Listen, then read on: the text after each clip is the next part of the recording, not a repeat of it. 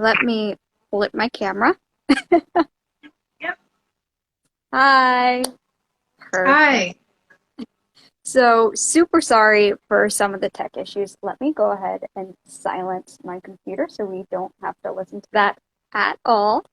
We'll give a minute for people to join, but in the meantime, good morning, good afternoon, good evening. Thank you all for joining. Super sorry about the technical difficulties. Sometimes Instagram could be a little picky on Yeah. who it lets go live. So thankfully we worked it out, and this video will be recorded and will be available later on at youthlead.org. So since we've already spent some time with the tech, I will go ahead and get started and we can share this video out later on. So, Okay. welcome everyone. My name is Gloria Schultz. I'm the Digital Communications Manager with YouthLead and YP2LE. I'm super excited to invite you to this Instagram Live with Zunera. She is an incredible digital media marketing professional with 5 years experience working in Pakistan and in particular with women of Pakistan, helping them with digital literacy. So in case digital literacy is a new concept for you, digital literacy means having the skills you need to live, learn, and work in a society where communication and access to information is increasingly through digital technologies like internet platforms, social media, and mobile devices. Tomorrow is International Day for Universal Access of Information, so this Instagram Live is coming at the perfect time. And with that, I'm just going to hand it right over to Zunera to dive right into the topic. Thank you, Gloria. Thank you so much for the kind introduction. And I'm really excited to talk about two of my favorite passion areas. It's a perfect marriage between digital literacy and working with young girls and women. And I think in this age, especially the post-COVID world that we're living in, when everything and everyone is online, it's really important to talk about where are the women online. And if they are there, how can we make it easy for them? Because most like other workplaces or maybe professional places that we see, online places are no different because they are male dominant as well. So I think that raises the concern if they are inclusive, if the discussions happening there are inclusive, if there are women, are they being heard? So I think that's the major concern when you talk about inclusivity in online spaces, and it gives you the opportunity to explore why that's the case. Talking about third world countries, specifically South Asian countries like Pakistan, uh, it brings you to the issue of having access to internet or having access to tools and resources that help you get online. So in my experience working with young girls, especially who are still going to school, who are still getting their primary education, it's there is a cultural bias in addition to other challenges. So that produces the challenge that that's the reason that they're not online. Um, so if we talk about the online spaces, most of the people around the world they're online through mobile phones now. That's a whopping figure of 4.3 billion. That's 90% of all the online users. Um, so when we talk about having mobile phones, the basic necessity to actually be able to access things, resources, be that education, entertainment, community, women and young girls, they don't have access to that. And for the small percentage who do, um, they either share it with other siblings or they are using their parents' mobile phones. So that does not give them the autonomy to explore the internet online. And we'll talk about why that is in terms of safety, because when you introduce young kids to tools that are online, they can also be harmful in some ways. We'll talk about cyberbullying as well. But I think the most important thing right now is to talk about why young girls and women are not online and what we can do to bring them there and make the online spaces more inclusive. Incredible. Yes, this topic is super important. Oftentimes, women and girls are left out of the online world, and with that, they lose out on all of those opportunities and access to information and knowledge that is so critical for their development. Yeah. And I think the most important one is the education, because especially after COVID, when everything shut down, there were no physical schools happening. Most of the schools, they went online. So if you talk about, 9 out of 10 schools went online. It wasn't really a case where any school was not giving out education through online pre-recorded or live sessions. And that created a huge issue for not just for young girls. There was this topic of having to buy the new technology, because if you don't own a mobile phone already, or if you do not have a pre-installed internet connection, then that's an additional cost, and that's an additional resource that you have to procure. And then most of the girls in rural areas or northern areas in Pakistan, they did not have exposure to how to use those online tools. And then they looked at their parents for help, because parents or tutors, they help you out with your schoolwork already. So if you're being introduced to a new way of getting education, then you're looking at them. And the sad part is that not even parents and primarily mothers, they're not really exposed to that idea as well.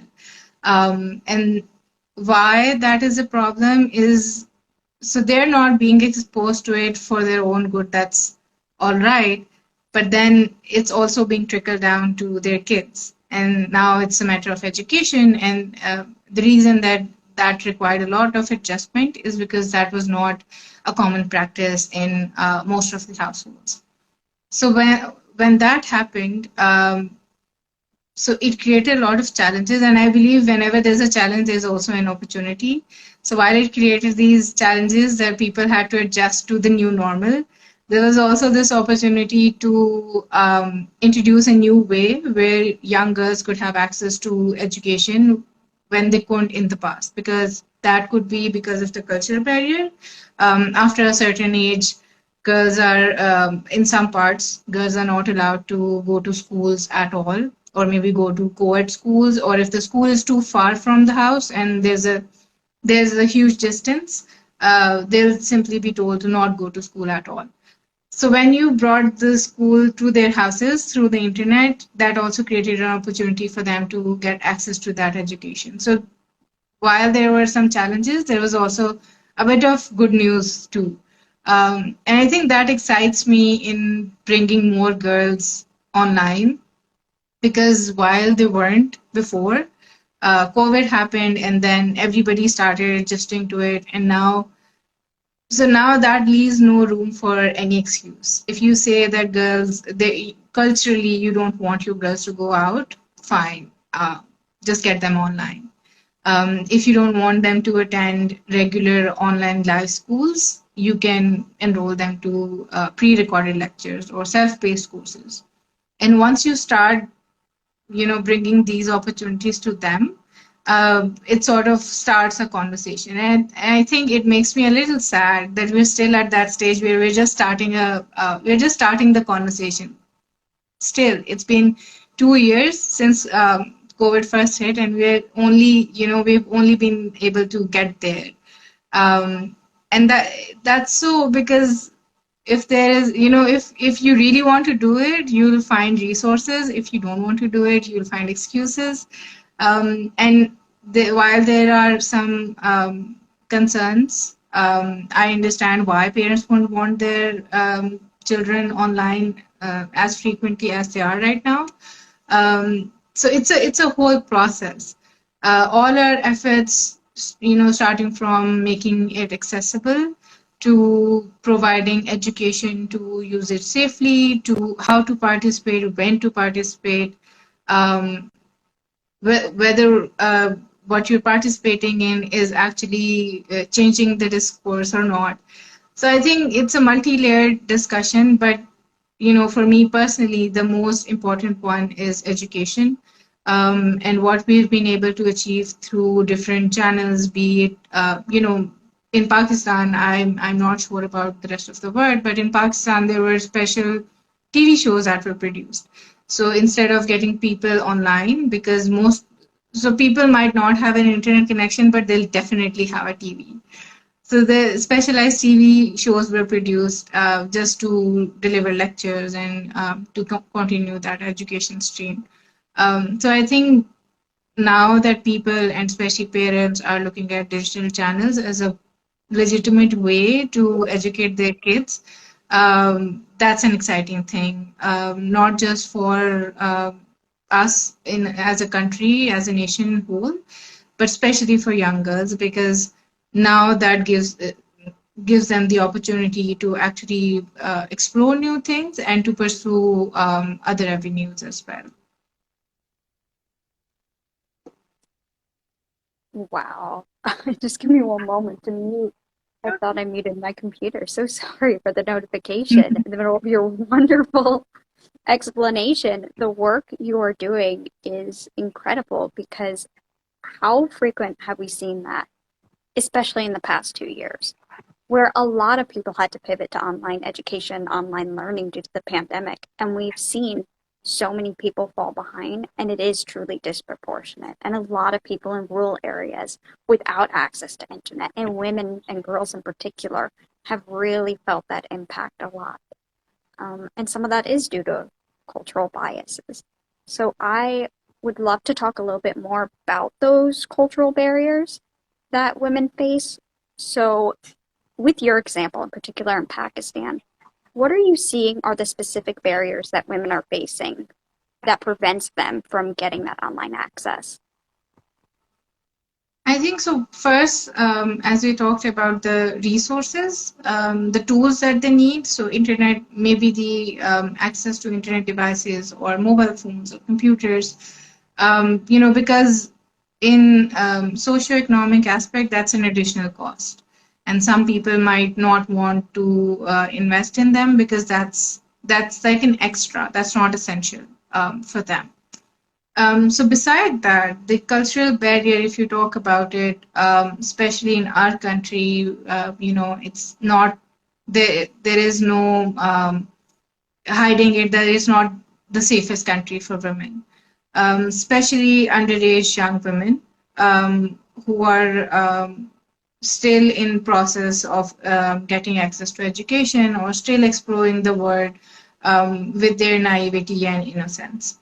Um, while people feel confident in the idea of introducing new things, there is still this sort of stigma attached to being online, because you voluntarily being online means you subjecting yourself to anything bad that comes with it. And uh, it's no secret that internet is not a safe place either.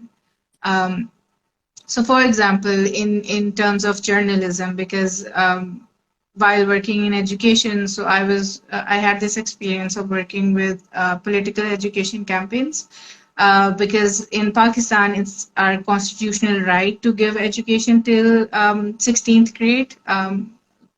So that's professional education till college, and that's not just education, that's quality education, and that's not being fulfilled or being provided to a lot of people. So we did this political campaign to focus on the upcoming elections, and then we got a chance to work with a lot of journalists. And while we saw that female journalists were very brave and very outspoken, they did receive a lot of backlash for what they were saying, for being opinionated or for picking a side. And you see these online trolls, and you think, these are harmless, but if that's a continuous act, after some time, it does affect you. It does affect you mentally. It you feel threatened at some point too. So why people are hesitant to be online themselves, and especially for girls and women to go online and subject themselves to these cruelties where anyone can, for example, if you have uploaded your own photos in Pakistan, it's not really, acceptable. And then people will take your photos and feel free to comment anything that they want to. And even though it's not in your control to be able to control those comments, you will be blamed for attracting that unwanted attention. And if you're talking about things like if you have political views, if you're talking about human rights, you get a lot of backlash. And it's not just men online, it's, from women to this concept of modesty. When you talk about this, it, it they use it to shield your views, especially when you're asking for your rights. So I think in cultural bias, the biggest, for lack of better words, you get blamed for being there because you're sort of asking for it. So I think the biggest cultural bias is the security part of it. uh, Once you're online, it's an open space, and everyone and anyone who uses it gets access to you. So that's the biggest challenge, that people are afraid to have their families or their kids online. And I think it has in the past started really important conversation, not just on personal or private level, but also on the policy level, on how to make the internet a safe place, how to protect people, how to give them the right to be able to report any incidents, how to counter it if you feel uncomfortable online. So there have been efforts, and I think there is a lot more to be done. But at least it's good to see that something has happened in the past, and more efforts are being done. And with time, with the mindset change as well, I'm hopeful that we'll see more and more people getting used to of this idea and being able to navigate the internet safely as well. Absolutely. I find it so fascinating that this concept of online safety is actually pretty universal. Some of the things you mentioned, like the woman being blamed for what she's wearing, saying that she brought it on herself, are things that we hear in the United States as well all the time. When a woman is harassed or something similar, or negative comments are coming online or even in person, it's often a conversation about what was the woman wearing, not why is that person doing it? And it's completely wrong. We have to change our mindset and change the conversation, not to impact the person who's just wearing what they want, but to say that that sort of behavior is unacceptable and we should actually be looking at the perpetrators.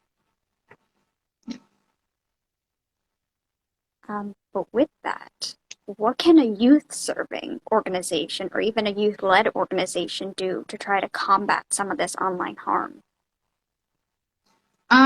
So in terms of, I think for me and personally, and with the efforts that I've seen around me, a lot of this has started with just providing the digital literacy. Because I got the chance to work with this NGO. It's called Circle Women, and it's all about equipping women with the right tools to get online, get the resources that they need for their own education, especially to start their businesses online. So a little focus on their financial independence as well. Uh, Oftentimes, I think what I do not agree with is whenever you're talking about women rights or safety for women or digital literacy for women, sort of responsibility always falls on women to provide for it. So when we say youth organizations working towards providing that safe space for women, it's always women trying to provide that space, because I think it takes one to know one. If you have been through this, you have a better idea of what that looks like. But we also need allies, and especially journalists, and online digital media reporters. They have been an important part in changing that mindset, because once you say that, the casual sexism, or the workplace jokes, once you stand up and you say, that's not okay. And you, I think this still comes as a surprise to me, that you just being able to say no is such a privilege, that not everyone has the chance to do it. So when you have allies come in, that's an important part for anyone to feel supported. So the online journalism has provided a lot of support in this, just generally, in bringing that point on why this is not acceptable anymore.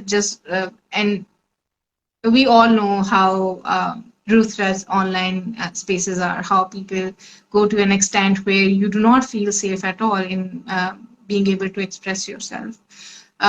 So that has changed the mindset a lot. And then these specialized trainings being provided to everyone and on a very minimal fee, and also, free of cost.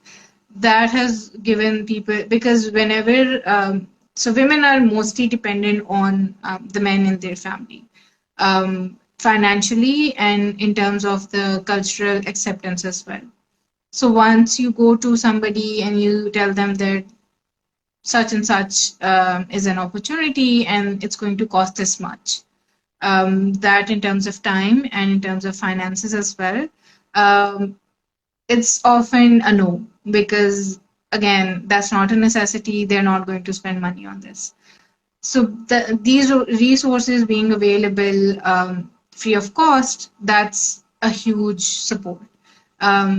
And I think, so in my experience working with Circle Women, the goal was to train women from South Punjab in Pakistan, and that's a rural area, to help them set up their businesses online. So these are skilled women anyway. They have some sort of skill. They're making clothes, or they're making art. The goal was to bring them online through the simplest channels.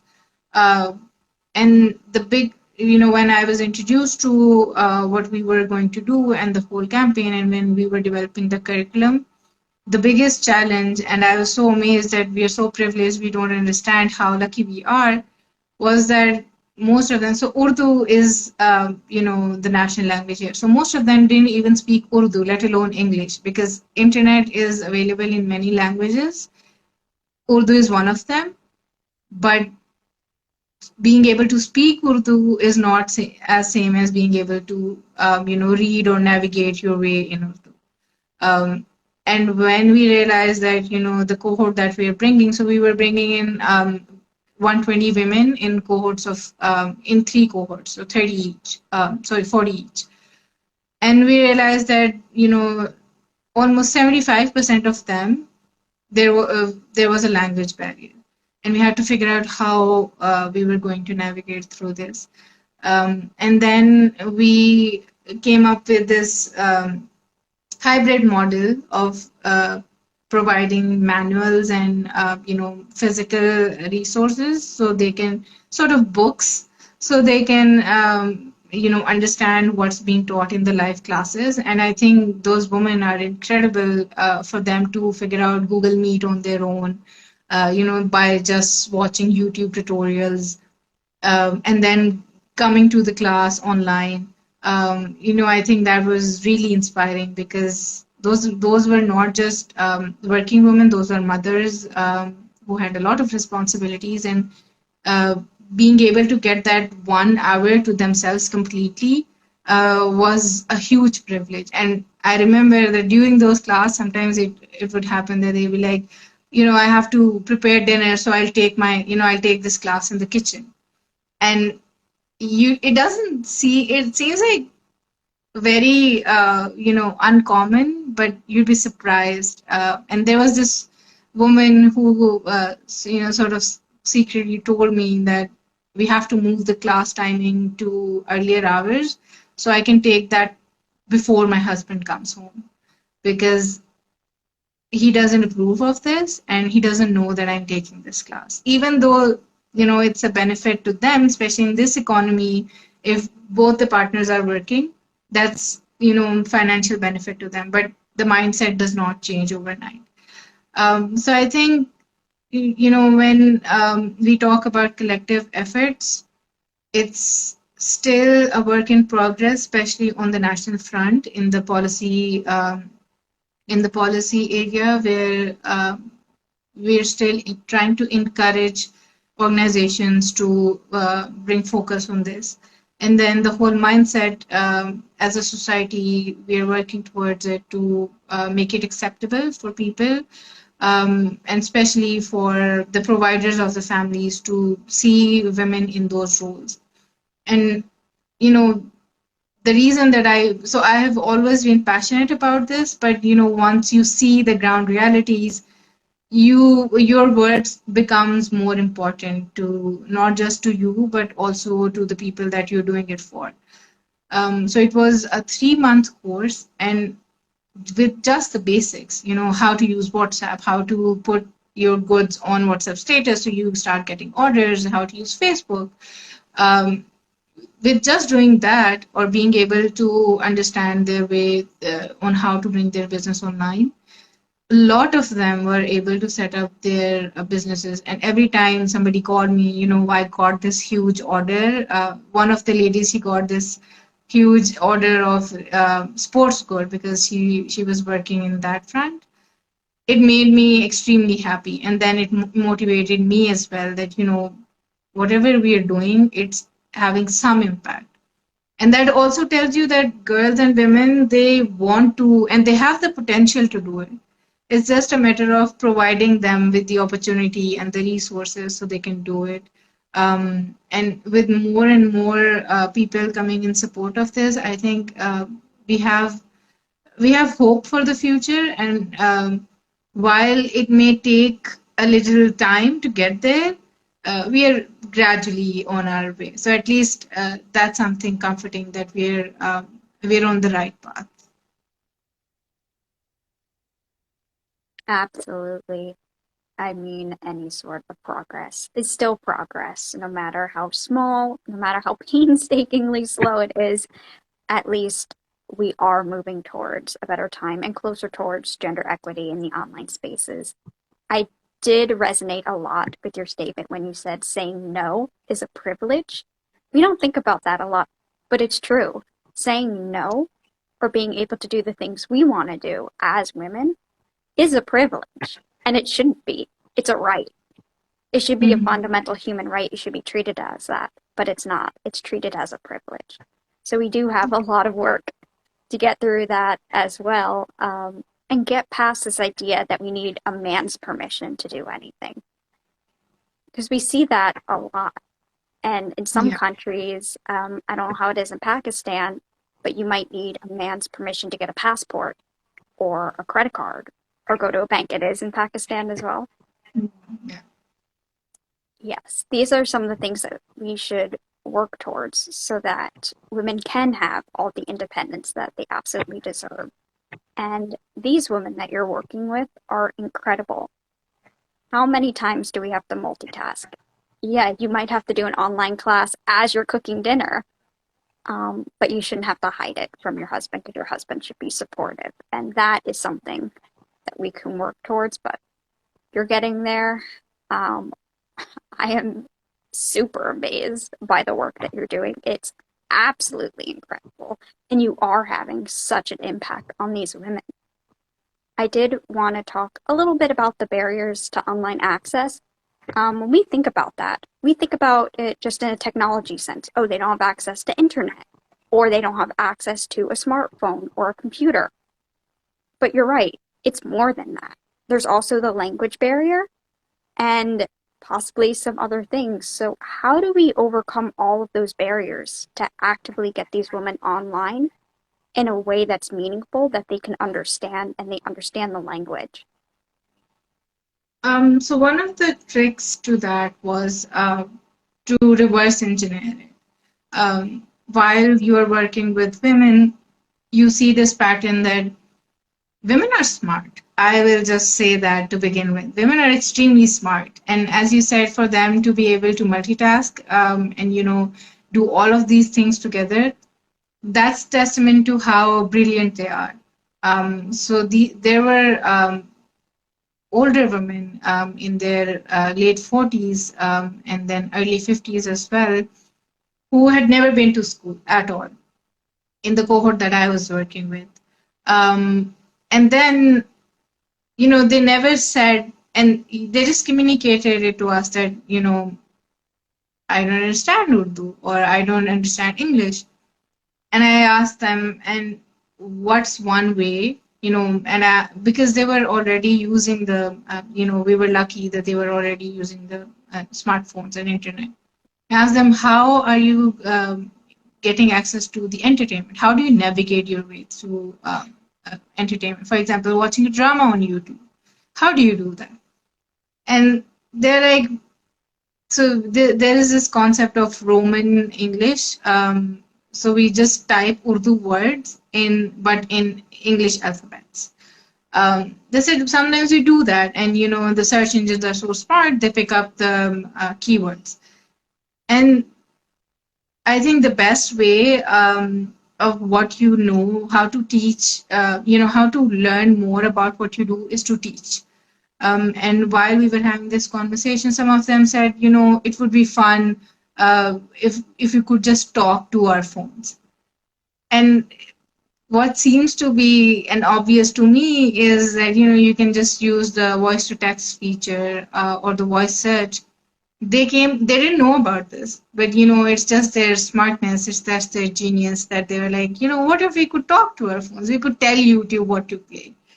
And that gave me the opportunity to introduce them to the voice search feature, and that helped because once you convert your social media or your online tools to Urdu, there is some acceptance to the Urdu dialect as well.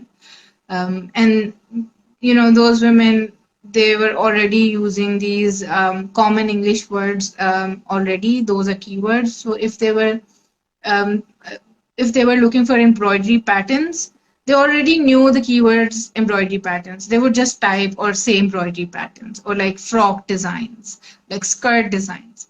And I thought that was extremely genius. So that was one tool. So being able to use voice search and knowing how to convert from English to Urdu to have better access to what you understand was one thing.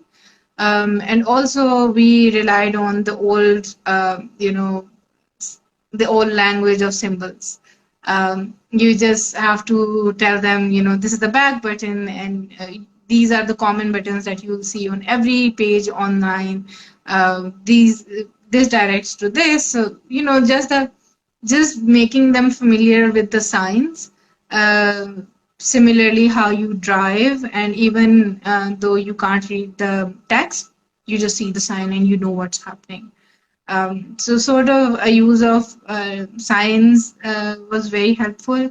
And then there is this will to learn. So there were women who were not conventionally educated, but they were keen to learn anything and everything that came their way.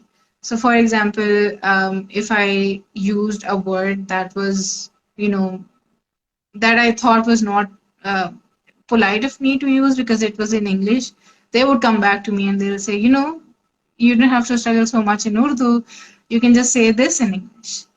And so they have a sense of what's happening.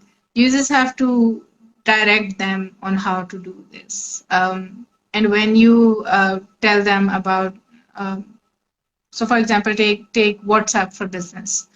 If they're uploading their WhatsApp status just to showcase their collection, they didn't know how to photograph it, and that does not require any reading or any manuscript, so to speak.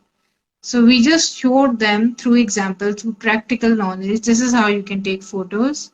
Just turn a light on, take it in, natural light. You take a photo. This is how you upload it on your WhatsApp status. And then, for example, you can just mention price and somebody calls you back, you can explain on the call. You can send voice notes. So it's just a matter of meeting them the halfway. They're already there. They're keen to do it. If you find ways around the barriers that are already there, it's not impossible to get them there. Will they be able to engage in the online conversations? Maybe not right now. But will they be able to explore it? I think yes. And I think that's a lot better than having nothing. Um, so you know, those are few ways that we could work out just to start. And then when you're reverse engineering it, it always comes back to the education part. And I think I can't stress this enough that schools have to become our safe spaces. Schools have to be where the computers are available, where your teachers are introducing you to the internet, where there's no taboo around being online or being part of a community online. So once you go back to schools and you make it an equal standard, not just for the guys, but just for the girls as well, uh, I think that's where it all starts. Maybe we're all familiar with that, news that went viral where this kid ordered like I think 100 burgers or something from McDonald's, and they all got delivered to his doorsteps. That got me thinking, these kids, they're coming pre-programmed to use this technology. So all we need is to guide them to use it for their benefit properly, safely, and they just need a little nudge on what they can do with it. Because I've been in this industry for some time, and I think it still surprises me, it still amazes me on just how much we can get done just through our smartphones, just having access to the internet. And I do this practice of, going to north or places where there is not such good internet access. And that while that gives me the perspective on, how much there is to life outside of my phone, it also makes me appreciate how lucky we are to have this access, because just being able to order your groceries online without having to leave your house is important. It's not a luxury. It's not you being lazy. Um, in this fast-paced world, it's very important for you to have access to that.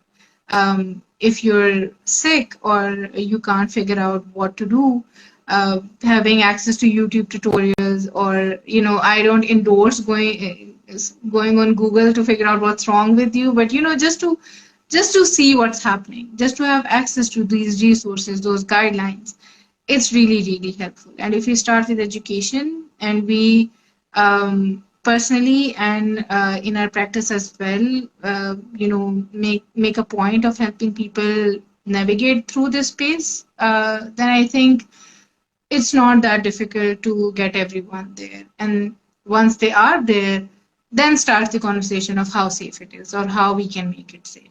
But the first step is just to get them there. And I think it may seem difficult, but it's not. It's not that difficult. Having done that, I truly believe that with some effort and some willingness, we can get there. Absolutely. With some things, it's not a matter of if, it's a matter Yeah. of when, and get everyone on board. And yes, we can absolutely do this. Um, yeah, technology has changed education for the better. As our education or our technology got better, so can our access to information, our access to a quality education. But I did notice something with kids in particular and young adults, like teenagers or even young 20-something-year-olds. Back in the 90s, because I'm 28, I remember the days before a smartphone, and I feel uh, increasingly older, even though I'm still a youth, I'm still young. But I remember the days when you had this gigantic blocky computer, and having a computer at home was a privilege. Most of my computer use was at school, where we had a computer lab and we learned how to type. We learned how to do very basic things, and the internet wasn't as big as it is now. So we still went to a library and used books and encyclopedias to get all of the information that's so ready at hand just by Googling it. Um, but I used to have these computer games that I would load up in a CD-ROM, and they would be educational. I had one to teach me Spanish and math, reading and writing. Yeah. And I'm thinking about what kids have now. They have access to a whole plethora of the internet. They have so much access to it, and yet something as basic as a computer game, I don't know if I've seen any like what I had as a kid. And while that might not be accessible to everyone, what are some of the things we can do online to help bolster education in a way that's accessible to everyone and for children or young adults might even be a little fun? I think that's a very important thing to notice that, when we talk about digital literacy, we get very passionate about it and we do talk about how important it is. But we somehow, leave on the part on how important having access to entertainment is as well, because that is a huge part in your well-being. Being able to not just educate yourself but also have some fun on the way is really important. And I think I used to follow this really young kid, who was, their parents were making a video where he'd try and cook things, and I thought this was not the case, back even a few years. Kids were not introduced to such things, and just a physical practice of it being able to cook. Maybe it came from something, if they were watching any cartoons, maybe their favorite character was cooking, and they thought it was interesting. So something online translated into maybe a hobby, if you can say that. And even for adults now, so if I'm learning to cook, um, I can just simply go online, get a few recipes, and try them out. And you're right that the games that we used to have access to, they were plain and simple, but I really enjoyed them because, you learned something. Maybe you learned colors, what a different color is called. When you learn to draw, and I have this joke that my whole career comes from being able to practice on paint when I was little. Photoshop is just a fancy paint version of it. Uh, so I think every activity that's entertaining as well does have an educational part to it. And when we talk about some ways, I didn't so for us nursery rhymes were not a thing when we were kids. They are now. And when I listen to those nursery rhymes, they're very educational. Like they'll teach you counting and they'll teach you a sense of direction and what time is it. And for kids to be able to pick that up and for it to not be a big deal for them is, that really makes me happy. It's less effort, it's fun, so they don't feel like we're being forced into this. So my niece is turning 4 this winter, and she speaks fluent English, and I feel very proud when she comes over and she's like, I know this color, and she's known colors since she was 2, and for her to be very expressive, I think that comes from just watching what she's watching online. So those nursery rhymes, how you and in Pakistan they have started producing nursery rhymes in local languages as well. In Pakistan we speak more than 60 languages, so they have started developing content in that, and I think that brings us to the important point of how the content is being produced, because you see people starting businesses solely from TikTok, or having huge communities or like events through Facebook events. And I think there is a huge part to be invested in the content that's being produced. So if you're talking about kids, as I mentioned, specialized TV shows that were produced especially during the COVID time, and to be aired on TV, that was one effort. Now we see apps being developed for, so this amazing startup, Exam Bytes in Pakistan, it's producing bite-sized animated videos solely based on the curriculum that's being taught in schools already. So it's theory, but being illustrated through animation. So the content that's being produced and that's being aired or put up online that people can get access to is really important. And then not to forget that entertainment does not always have to be educational. Sports is entertainment. It does bring a lot of education to you, discipline, so that works. But something that you solely enjoy, if you're just playing a game online and that makes you happy, that serves its purpose. So there, I think we don't indulge in physical activities as much as we should.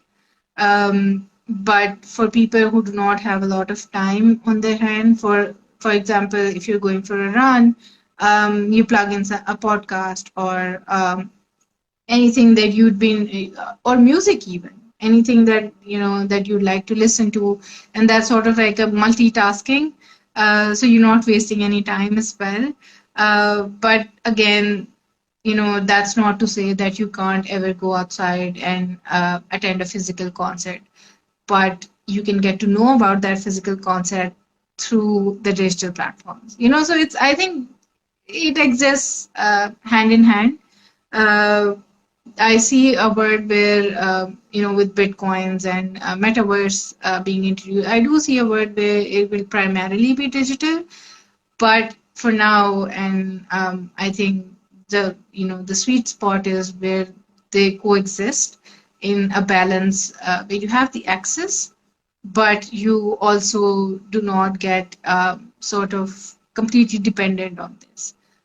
So I think the content that's being developed plays a huge role in providing those resources, and to also keep people connected with each other. Absolutely. I think there was a study done where they talked about songs and how when information is presented in song form, you're able to retain it better and you remember it much better. Um, from that Spanish computer game I took, as a kid I played, I still remember some of the songs. And to this Yeah. day, when I need to think of the days of the week in Spanish, thinking of the song, like where it goes lunes, martes, miércoles, I'm like, I know what day of the week it is. Thanks. Yeah. And you don't have to be a kid to enjoy that. Even as an adult, you can watch it, retain it, and get that information.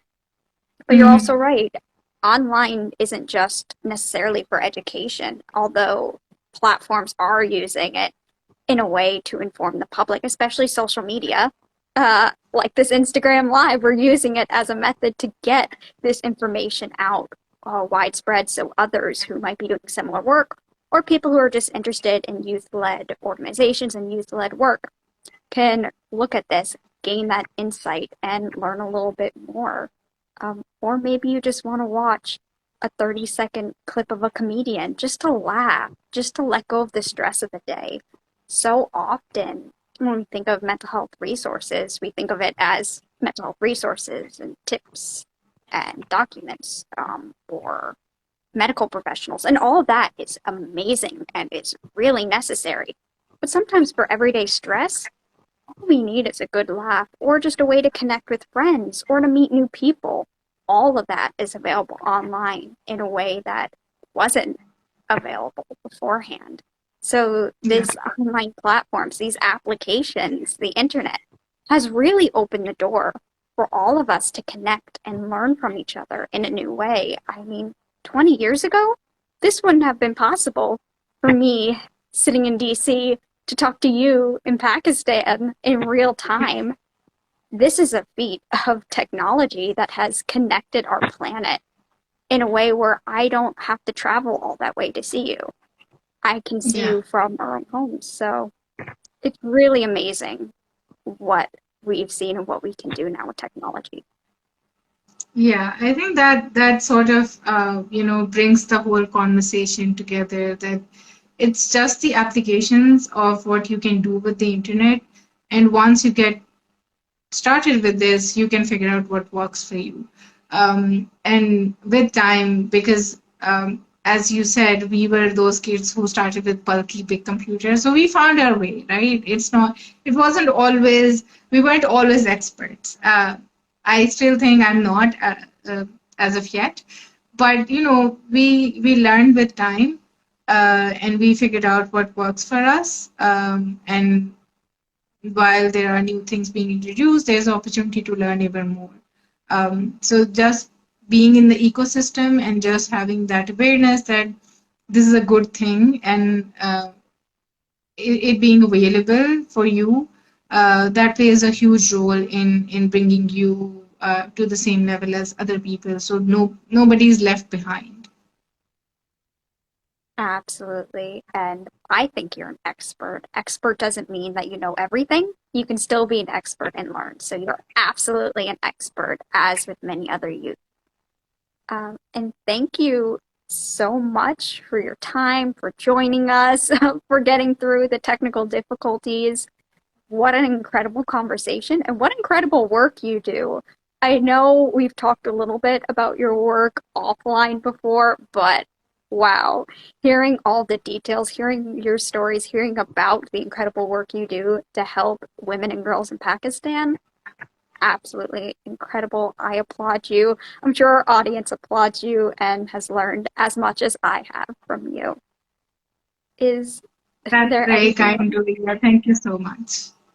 Of course. Is there anything else you'd like to add or any resources you'd like to recommend?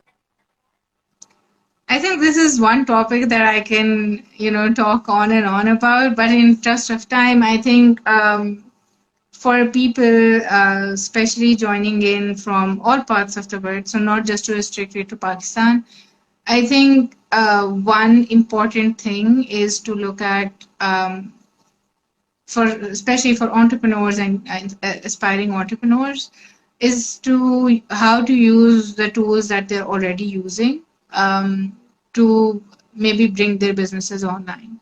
And once they do, there are payment gateways, there are resources, there are learning opportunities, there community that they can tap into. So, just to think of online spaces as their community, that helps a lot. It has helped me a lot in my career when I want to learn something new.